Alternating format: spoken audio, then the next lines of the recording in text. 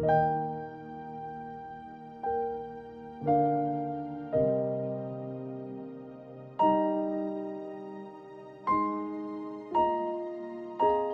berjumpa lagi dalam acara membaca Alkitab hari ini bersama dengan Sektor 5 GKI Residen Sudirman yang menurut jadwal diambil dari Kisah Para Rasul pasal 28. Demikian bunyinya. Bagian yang pertama mulai ayat 1 diberi judul Paulus di Malta.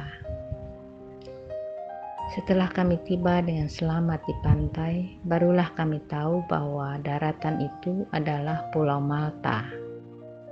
Penduduk pulau itu sangat ramah terhadap kami.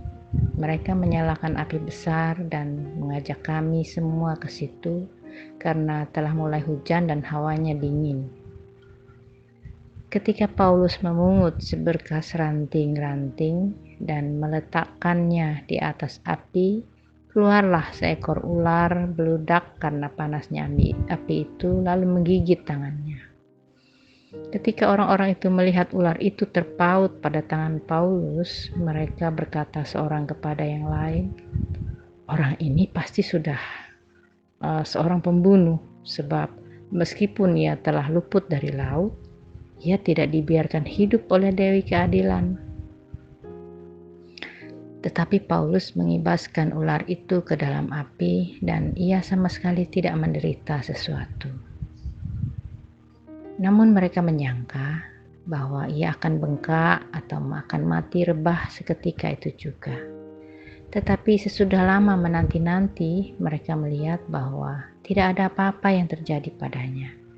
Maka sebaliknya mereka berpendapat bahwa ia seorang dewa. Tidak jauh dari tempat itu ada tanah milik gubernur pulau itu. Gubernur itu namanya Publius. Ia menyambut kami dan menjamu kami dengan ramahnya selama 3 hari. Ketika itu ayah Publius terbaring karena sakit demam dan disentri. Paulus masuk ke kamarnya, ia berdoa serta menumpangkan tangan ke atasnya dan menyembuhkan dia. Sesudah peristiwa itu datanglah juga orang-orang sakit lain dari pulau itu dan mereka pun disembuhkan juga. Mereka sangat menghormati kami dan ketika kami bertolak, mereka menyediakan segala sesuatu yang kami perlukan. Bagian selanjutnya diberi judul Paulus tiba di Roma mulai ayat 11. 3 bulan kemudian kami berangkat dari situ, naik sebuah kapal dari Alexandria yang selama musim dingin berlabuh di pulau itu. Kapal itu memakai lambang Dioskuri. Kami singgah di Sirakusa dan tinggal di situ 3 hari lamanya. Dari situ kami menyusur pantai lalu sampai ke Rhegium. Sehari kemudian bertiuplah angin selatan dan pada hari kedua sampailah kami di Puteoli. Di situ kami berjumpa dengan anggota-anggota jemaat dan atas undangan mereka kami tinggal 7 hari bersama-sama mereka. Sesudah itu kami berangkat ke Roma. Saudara yang di sana telah mendengar tentang hal ihwal kami dan mereka datang menjumpai kami sampai ke Forum Appius dan Tres Tabernae. Ketika Paulus melihat mereka, ia mengucap syukur kepada Allah, lalu kuatlah hatinya. Setelah kami tiba di Roma, Paulus diperbolehkan tinggal dalam rumah sendiri bersama-sama seorang prajurit yang mengawalnya. Bagian selanjutnya diberi judul Pembicaraan dengan orang Yahudi di Roma, mulai ayat 17. 3 hari kemudian, Paulus memanggil orang-orang terkemuka bangsa Yahudi dan setelah mereka berkumpul, Paulus berkata, "Saudara-saudara, meskipun aku tidak berbuat kesalahan terhadap bangsa kita atau terhadap adat istiadat nenek moyang kita, namun aku ditangkap di Yerusalem dan diserahkan kepada orang-orang Roma. Setelah aku diperiksa, mereka bermaksud melepaskan aku karena tidak terdapat suatu kesalahan pun padaku yang setimpal dengan hukuman mati. Akan tetapi orang-orang Yahudi menentangnya, dan karena itu terpaksalah aku naik banding kepada Kaisar, tetapi bukan dengan maksud untuk mengadukan bangsaku. Itulah sebabnya aku meminta supaya aku melihat kamu dan berbicara dengan kamu, sebab justru karena pengharapan Israel lah aku diikat dengan belenggu ini.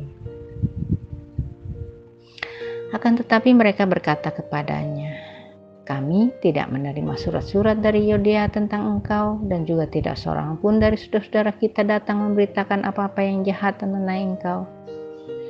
Tapi kami ingin mendengar dari engkau bagaimana pikiranmu, sebab tentang mazhab ini kami tahu bahwa di mana-mana pun ia mendapat perlawanan. Lalu mereka menentukan suatu hari untuk Paulus. Pada hari yang ditentukan itu, datanglah mereka dalam jumlah besar ke tempat tumpangannya. Ia menerangkan dan memberi kesaksian kepada mereka tentang kerajaan Allah. Dan berdasarkan hukum Musa dan kitab para nabi, ia berusaha meyakinkan mereka tentang Yesus. Hal itu berlangsung dari pagi sampai sore. Ada yang dapat diyakinkan oleh perkataannya, ada yang tetap tidak percaya.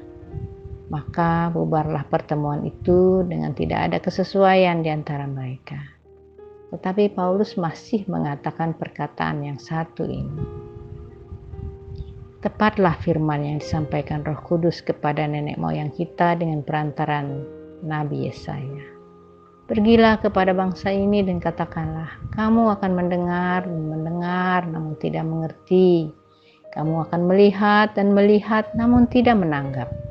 Sebab hati bangsa ini telah menebal, dan telinganya berat mendengar, dan matanya melekat tertutup, supaya jangan mereka melihat dengan matanya, dan mendengar dengan telinganya, dan mengerti dengan hatinya, lalu berbalik sehingga aku menyembuhkan mereka.